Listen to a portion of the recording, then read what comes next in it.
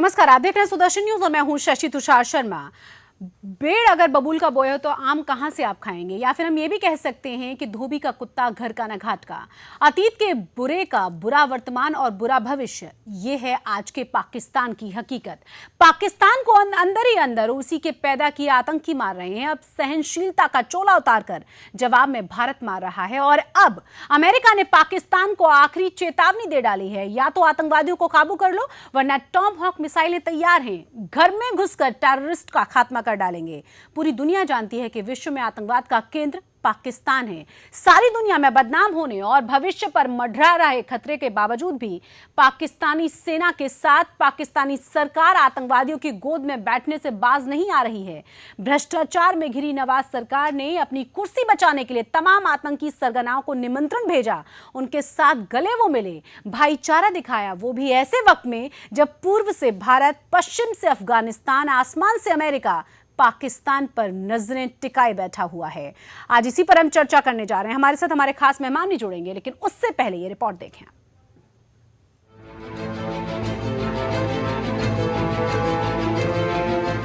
PM Modi की कूटनीति का असर साफ दिख रहा है। अमेरिका ने पाकिस्तान को आखिरी चेतावनी दे दी। अमेरिका ने पाकिस्तान से दो टूक शब्दों में कहा है कि वो आतंकवाद और आतंकी संगठनों के खिलाफ एक्शन ले। अमेरिका के acting under secretary Adam Szubin ने कहा कि पाकिस्तानी खुफिया एजेंसी आईएसआई आतंकी संगठनों के खिलाफ कार्रवाई नहीं कर रही। पाकिस्तान को सुधरने के लिए लास्ट चांस देते हुए अमेरिका ने कहा कि अगर पाकिस्तान आतंकियों के खिलाफ एक्शन नहीं लेता तो मजबूरी में हमें पाकिस्तान के अंदर घुसकर आतंकियों के खिलाफ कार्रवाई करनी होगी। अमेरिका के इस बयान से साफ है कि अब पाकिस्तान के पास बचने के लिए कोई रास्ता नहीं है। अमेरिका खुलकर कह रहा है कि आतंकी संगठनों के खिलाफ वो कार्रवाई कर सकता है। अमेरिका की तरफ से इस बयान के बाद पाकिस्तान में हंगामा मचा है। पाकिस्तानी मीडिया में इसे पीएम मोदी की कूटनीतिक चाल करार दिया जा रहा है। एडम जुबीन ने कहा कि पाकिस्तान भी आतंकवाद से पीड़ित है, लेकिन बावजूद वो इसके खिलाफ एक्शन नहीं ले रहा। जुबीन ने कहा कि पाकिस्तान में समस्या लोकतंत्र का मजबूत नहीं होना है। सरकार चुनी तो जाती है, लेकिन वहां सेना की चलती है। आईएसआई जैसे संगठन सरकार पर दबाव बनाकर अपना काम करवाते रहते हैं। पाकिस्तान को इस बात का अंदाजा नहीं है कि पूरी दुनिया में उसकी छवि कैसी होती जा रही है। अब सवाल यह है कि पाकिस्तान की सरकार आतंकवादियों को क्यों पालती पोसती है। अंतर्राष्ट्रीय दबाव के बावजूद वो आतंकियों के खिलाफ कार्रवाई करने की हिम्मत नहीं जुटा पाती। इसका जवाब यह है कि पाकिस्तान की सरकार ने ही आतंकवादियों के आगे घुटने टेक रखे हैं। और जब पाकिस्तान सरकार अपने ऊपर मुसीबत देखती है, वो खुद इन आतंकवादियों की शरण में जाती है। पाकिस्तान के गृह मंत्री निसार अली खान ने ऐसा ही किया और अपनी सरकार पर आए अस्तित्व के संकट से निपटने के लिए उन्होंने आतंकवादियों से मुलाकात करके उनसे मदद की गुहार लगाई। नवाज के मंत्री जिन आतंकवादियों से मिले, उनके संगठनों पर पाकिस्तान में ही पाबंदी लगी है। दरअसल हुआ ये कि पाकिस्तान में नवाज सरकार के लिए सिरदर्द बने तहरीक-ए-इंसाफ पार्टी के नेता इमरान खान ने 2 नवंबर को नवाज सरकार के खिलाफ पाकिस्तान बंद करने का ऐलान किया। नवाज सरकार इससे बेहद घबराई हुई है और बंद के कामयाब होने पर उसे अपने अस्तित्व पर संकट नजर आ रहा है। नवाज सरकार इस बात से परेशान है कि कहीं आतंकवादी भी उस दिन बंद को समर्थन नहीं कर दे। इसीलिए नवाज सरकार में गृह मंत्री निसार अली खान ने बैन हो चुके संगठनों और आतंकी सरगनाओं से मुलाकात की। उन्होंने आतंकवादियों को समझाने की कोशिश की है कि वो इमरान खान के पाकिस्तान बंद से अलग रहें। सुदर्शन न्यूज के लिए ब्यूरो रिपोर्ट के साथ सुनील धनखड़।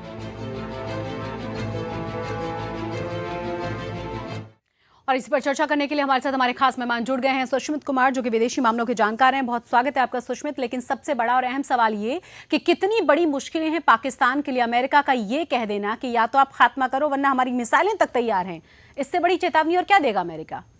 देखिए, अमेरिका जो है जी, मुशर्रफ साहब को 2001 में जब अमेरिका डिसीजन लिया कि वो अफगानिस्तान पे हमला करेगा इसको तालिबान गवर्नमेंट को हटाने के लिए। उस समय मुशर्रफ जी तैयार नहीं थे जी। तो बुश एडमिनिस्ट्रेशन के एक थे अंडर सेक्रेटरी, उन्होंने धमकी दी मुशर्रफ साहब को कि अगर आप साथ नहीं दीजिएगा हम लोग आपको स्टोन एज में, पाषाण युग में बॉम्ब कर देंगे। तब ही मुशर्रफ साथ दिए और उस समय 5000 जो पाकिस्तानी अफसर लड़ते थे तालिबान के नाम पर, उनको वहाँ से वापस किया गया जी।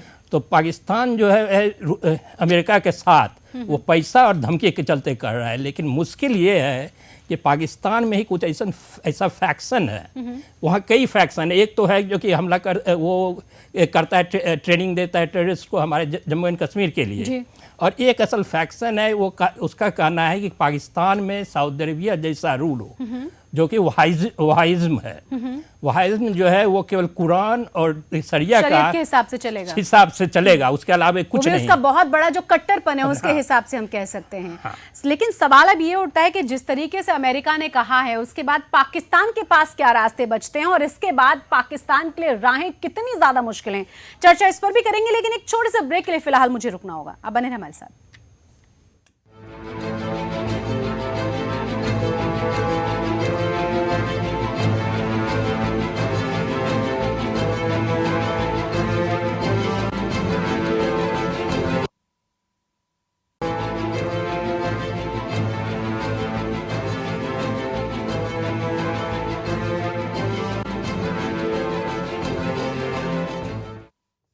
ब्रेक के बाद एक बार फिर से आप सभी का स्वागत है। हम बात कर रहे हैं अमेरिका की, जिस तरह से पाकिस्तान को अमेरिका की तरफ से चेतावनी दी है कि या तो आतंकवादियों को पूरी तरह से काबू कर लिया जाए, वरना अमेरिका पूरी तरह से हमला करने के लिए भी तैयार है।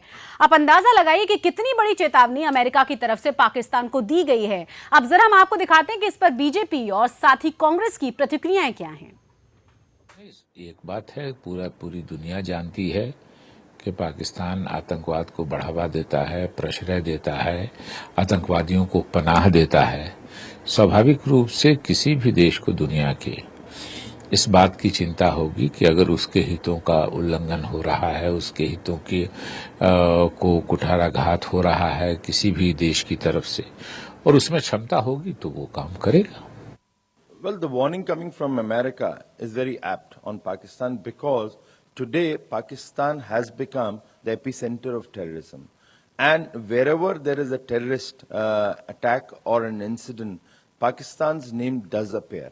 Therefore, it is important, like the India did a surgical strike, the world community must come together to end the menace of terrorism coming from Pakistan.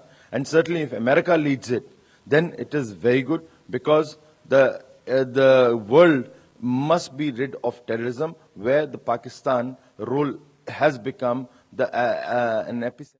Sushma ji, लेकिन एक चीज समझ में नहीं आई कि आखिर अमेरिका को हुआ क्या। आपने देखा कि किस तरीके से अमेरिका ने यहाँ पर कितना ज्यादा पैसा भेजा, ये जानते हुए भी कि सारे के सारे पैसे का इस्तेमाल उस काम के लिए पाकिस्तान में नहीं हो रहा है जिसके लिए भेजा जा रहा है। पूरा का पूरा पैसा आतंकवादियों को भेजा जा रहा है। किस तरीके से मिसयूज हो रहा है, बावजूद इसके बार बार वेपन से लेके पैसा तक अमेरिका ने मुहैया कराया। अब अमेरिका की रणनीति में एकदम से बदलाव क्यों? इसलिए कि वो देख रहा है कि पाकिस्तान के इसमें पॉलिसी में कुछ चेंज नहीं हो रहा है, क्योंकि विद इन पाकिस्तान ही जो है बहुत सारे हमारे यहाँ जैसे केवल 19 सैनिक मारे गए। विद इन पाकिस्तान जो है हर एक साल 600 से 900 के करीब वहाँ सिक्योरिटी ऑफ सैनिक मारे जाते हैं टेररिस्ट के चलते।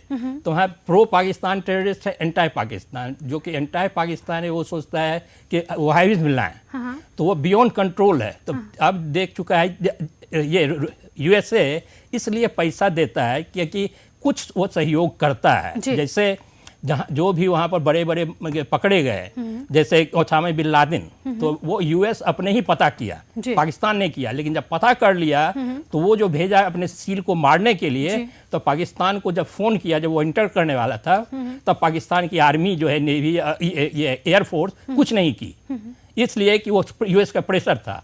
अगर यूएस पैसा नहीं देता तो यूएस कभी भी नहीं मार पाता, क्योंकि जहां उसका इंटर करता है एयरक्राफ्ट, वो पाकिस्तान देखता है, इस पे रडार पे गिरा देता है। तो यूएस इसलिए पैसा देता है कि कुछ ना कुछ वो थोड़ा बहुत कर रहा है, वो सहयोग। लेकिन अब तंग आ चुका है। तो मेरा जो प्रेडिक्शन है, जो मैंने 2008 की किताब में लिखी है, कि ऐसा होगा कि यूएस जो है इंडिया को कहेगा कि उसको जो है 6-7 भाग 5-6 भागों में बांट दो।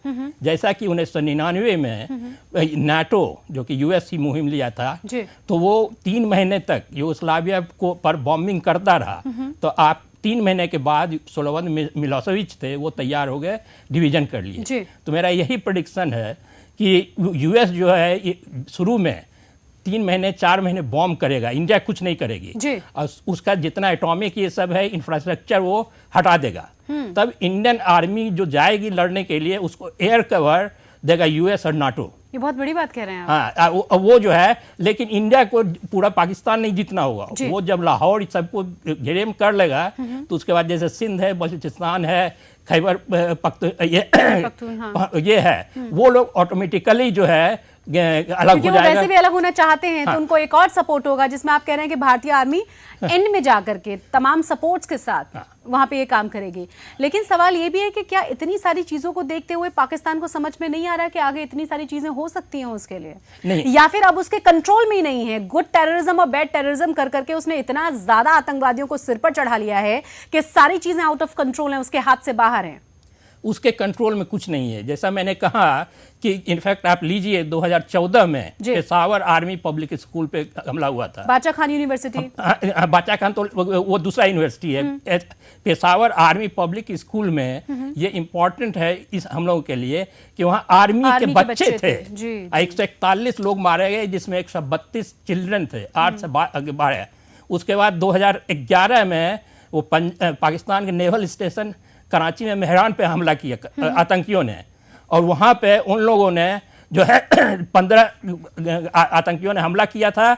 और जबकि 2 जो है P-3C ओरियन एयरक्राफ्ट बहुत कीमती है, अत्याधुनिक है, और वो यूएस दिया, स्पेशली इंडिया के पास सही भी नहीं, और उसको आतंकियों ने बर्बाद कर दिया। और बाद में जब हुआ कमीशन बैठा कि वो लोग कैसे घुसे, तो एक्चुअली वो नेवल ऑफिसर कुछ मिले हुए थे पाकिस्तान के, जो कि वो लोग को इंटर करवाया। हम समझ सकते हैं कि किस तरह के हालात हैं, और कम से कम आपका बहुत बहुत शुक्रिया कि आप इतने बड़े बातें बता रहे हैं कि ये बहुत ज़्यादा मुश्किलों का आगाज़ पाकिस्तान में हो चुका है, और अब पाकिस्तान को कोई नहीं बचा सकता, क्योंकि पाकिस्तान के जो आतंकवादी हैं पाकिस्तान की सरकार के ही हाथ में नहीं है, बहुत दूर की कौड़ी हो चुके हैं, और शायद इसीलिए अमेरिका ने सीधे सीधे चेतावनी दी है। बहुत बहुत शुक्रिया सुष्मित कुमार हमारे साथ हमारे शो में आने के लिए। इसी के साथ हमारी इस खास पेशकश में बस इतना ही। जय हिंद।